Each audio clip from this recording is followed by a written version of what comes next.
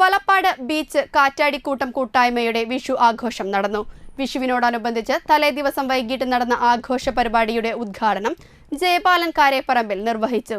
Amar Singh Kunnungal, Biju Panaparambil, Thaikkattu Manoharan, Kodiyampuzha Devaswom president CR Harilal, secretary Rajan Kochikkattu, രക്ഷാധികാരികളായ KK Peethambaran എന്നിവർ സന്നിഹിതരായിരുന്നു.